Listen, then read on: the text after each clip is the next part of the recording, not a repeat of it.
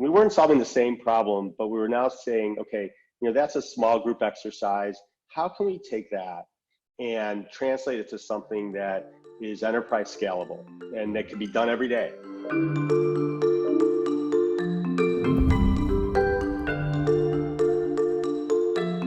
In part one of our conversation with Larry Freed of Give and Take Incorporated, he discussed their social platform and the benefits of generalized reciprocity. In part two of our conversation, Larry shares some of his insights on how to maintain a healthy workforce, the keys to innovation, and managing the continual struggle of a startup.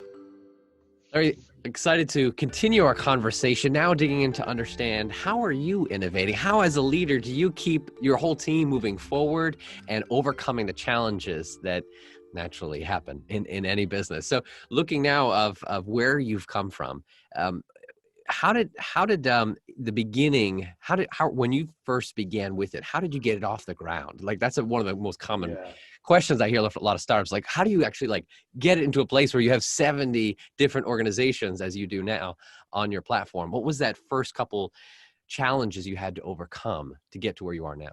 Great question. It's tough to get started. I'm a big believer that incremental innovation often is a better way than breakthrough innovation. Sometimes we need breakthrough innovation. Some people are better at one than the other. And so really, this was a series of incremental steps.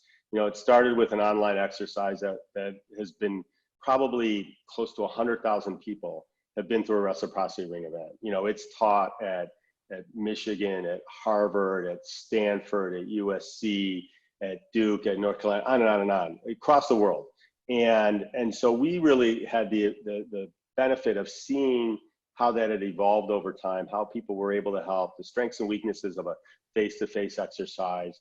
We weren't solving the same problem, but we were now saying, okay, that's a small group exercise. How can we take that and translate it to something that is enterprise scalable and that can be done every day?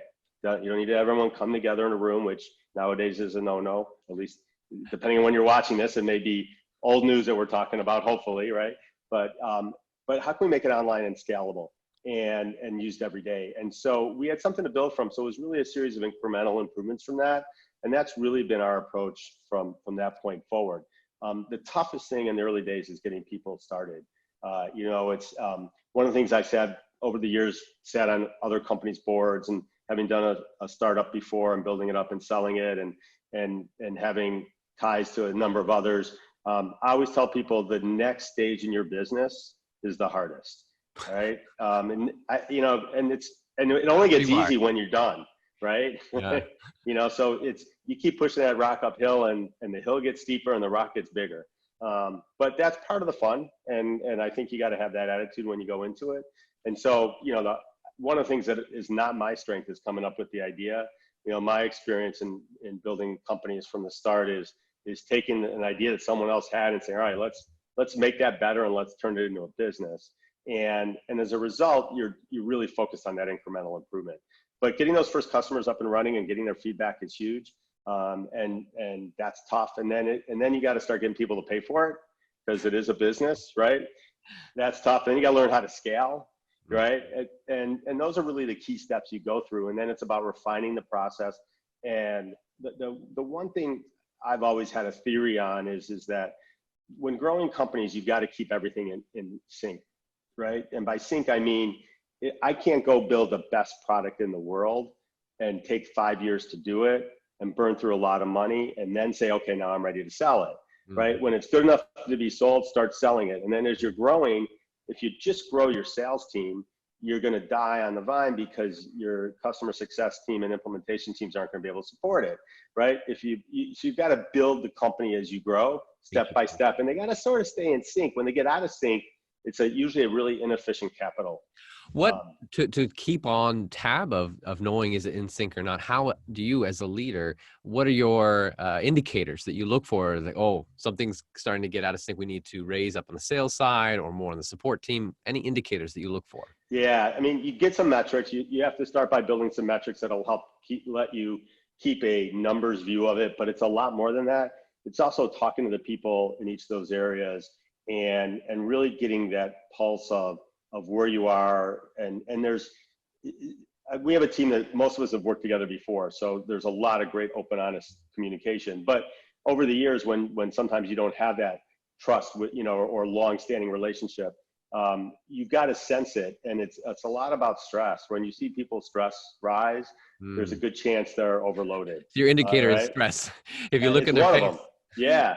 It's, and everybody, when you got great employees, they want to do well. And they also often don't want to say, I got too much on my plate. And so one, you make the habit of asking, but you got to do more than that. You've got to sense it. And again, stress is one way.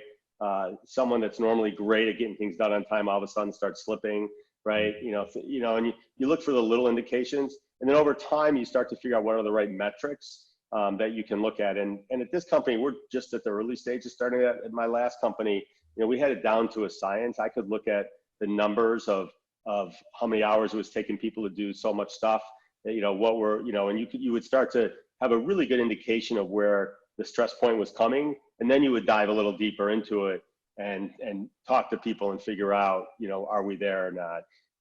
And then you got to plan ahead a little bit too, right? So if you wait till, the bridge is ready to break, you don't have time to fix it before it collapses, right? And it's the same thing for any one of your teams that you need to keep in sync. Any tactics for other leaders to know, okay, how to be able to get to that next point so that you are able to keep moving forward? Yeah, that's a really good question. As an entrepreneur, as a CEO of a company, as part of a leadership team of a company, the biggest waste of time in building your business is raising capital, but it's a necessary step, right?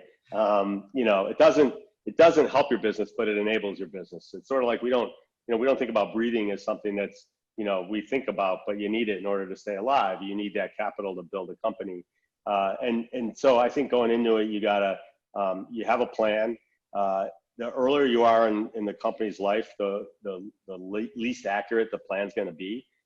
As you get to a point where you've got a business and you're running it, you should be able to be really good at forecasting. In my last company, we prided ourselves on always being favorable to cost and being within 1% or 2% of revenue, either above it or below it. But in the first couple of years, it's a little bit of a, throw something against the wall and let's see what works. You go on your instinct, you go on the feedback. You got to constantly be adjusting to the market. I think the biggest challenge for people is they get stubborn to their plan or their vision and aren't adjusting. And that's a recipe for failure. But so you got to build in that things aren't always going to work exactly as you want, so that you're not, oh wait, we were supposed to be cash flow positive now and we're not. We got 6 more months. What do? You better see that coming 12 months in advance, right? And so and I'm a big fan of metrics. This company, Give and Take, has a lot of metrics in it about how good people are at collaborating, how good people are at helping others, how good people are connecting, and so on. And my last company was about customer experience, analytics, and metrics. But as a startup, you can't overload yourself with metrics. It's a lot of feel and instinct. But as you grow, you got to keep adding more metrics into it and get better and better at them. We had the fortune of Moneyball, Billy Bean, the architect behind all that. We brought him in for some customer events. At my last company, I had some time to spend with him, and he said something that really stuck in my mind was that, if you read the book or watched the movie, they talk about on-base percentages, this breakthrough analytic, way back, number of years ago. It was breakthrough because no one else was really focusing on it. But as soon as everyone else figures it out, you got to get another one. So you really have to be not only innovating the company, you got to be innovating your metrics and analytics you're using to run the company and to help you run the company.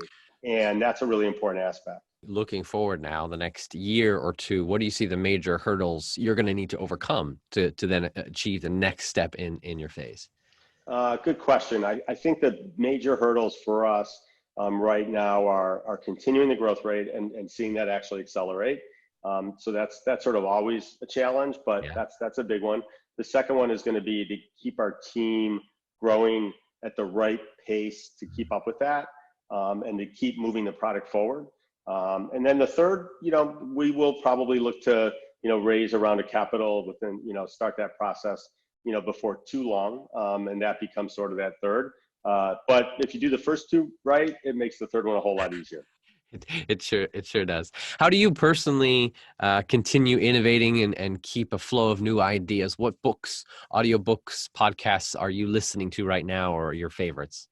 That's a great question. I'm I'm a person that reads a lot, that reads the first paragraphs of lots of stories and articles, and I'm sort of always doing that. I've also got a network of folks that both professionally and even family that are great at, fun dialogues that, hey, did you see this? Did you, what, that challenge you and push you. I got, my son's got a startup, my nephews have a startup. I got two other sons that one's new in the business world, one's been in it for a little while, and they're all facing same challenges. And so, you can't get stuck in your thinking. You got to be really open-minded. But in terms of particular sources, Adam Grant actually with Malcolm Gladwell, Dan Pink, and one other person started this Big Idea book club, which I actually think is pretty interesting. You sign up and you get 2 or 3 books a quarter. And they're really innovative, thought-provoking books. I try to read through those. I have a tendency to read, again, I don't always finish business books, but I start a lot of them. And those that really grab you, you keep going to. Mm-hmm. And it's really about piecing all that together and also keeping a sense of trends that are going on. Mm-hmm. Some people really try to get out in front of the trends. I don't know that that's me. It's more about understanding where the trend's going and, being able to go there with it. Mm-hmm. Is the way I think about it. If you had one book that you started and found interesting in the last year or so, if you could name one, what comes to your mind? So a couple I'll throw out you. I'm getting up there in years. Success of Aging was an interesting book that I just started. I've got it sitting behind me somewhere. Wayne Baker, one of our founders, wrote All You Have to Do Is Ask, which to me is very thought-provoking. Obviously, I've gone back and read Give and Take probably 6-8 times in the last couple of years, which again is, to me, it sort of reminds you of the initial thought process. I think there's some interesting podcasts, Malcolm Gladwell stuff. Science of Success has a lot of great stuff in it. Dan Pink does these Pink casts that I think are really enjoyable and thought-provoking, almost like micro learning, if you will. I'm a big fan of micro mentoring, and it's not about necessarily having one person that's your mentor. It's about getting a little bit of mentoring from a lot of different people. Our platform actually, I think, helps with that. The Pink cast that Dan Pink sends out, I think, are great at that. They're sort of micro, thoughts about one thing. How can you make one thing better? And a lot of times it's easier to grasp and get a hold of it when it's boiled down into something simple than it is to, tackle a big monster of a thought or concept. Love it. I'm going to end you with one more question. As a business leader, I'm involved in lots of technology opportunities. What kind of tech innovation do you predict we will see in 1 year, so near term, and 10 years, long term? In 1 year and in 10 years, I think some of the stuff that's happening in the DNA world, the genomic sciences, if you will, I think is really incredible. And I think that is probably going to change our life more than anything else. And it's maybe 10 years out, maybe not that far, but it's out in the future a bit. I think the one thing in the next year that's going to change as a result of what we're all experiencing these days with the coronavirus and being socially distant and remote working and learning, I think that's going to really accelerate those things a lot. I mean, we've been on those trends, but they were slow and at the right pace. But I think that the life's experiences is going to say, wow, there were some real positives about having everybody work at home, right? And maybe it's not all the time, maybe it's part of the time, because I think there's huge value in people being together and collaborating, both in person and through technology. And I don't think you ever want to lose either one of those. Like I've noticed in our team meetings, and we've had a co-working space that half our team is at most of the time. The other half have all worked together, and so we're sort of spread out around the country and mostly working remote. In our team meetings now, we get on the phone and we get in through Zoom, so much like we're doing today. And what I find is you just let people talk for a while, because when there is a social aspect of working that you don't want to lose. And if you just, let's get to the agenda, which is what you do when you walk into a meeting often, but it's the walking in and the walking out that becomes social. In a video world, we don't have that walking in, walking out. You got to let it happen. But I think what we're experiencing now will be a major, maybe acceleration of the trends over the next year. And then the other thing I would throw in there is, for a number of years, I thought autonomous driving was close, and I still think it's close, but it's not necessarily getting any closer because of a lot of other issues that are getting introduced, the ethical issues, the legal issues, the impact it's going to potentially have on certain industries, which could be devastating. In many ways positive, but some industries it could be devastating in a bad way. And I think that's something that's also going to be really change the way we live our lives when it gets to that point. I appreciate you sharing your insight, both how you have been innovating and the future that we're all entering in. Thank you for your time, Larry. Appreciate it. My pleasure, Alex. It was really a pleasure talking with you. Have you seen a company using AI, machine learning, or other technology to transform the way we live, work, and do business? Go to uptechreport.com and let us know.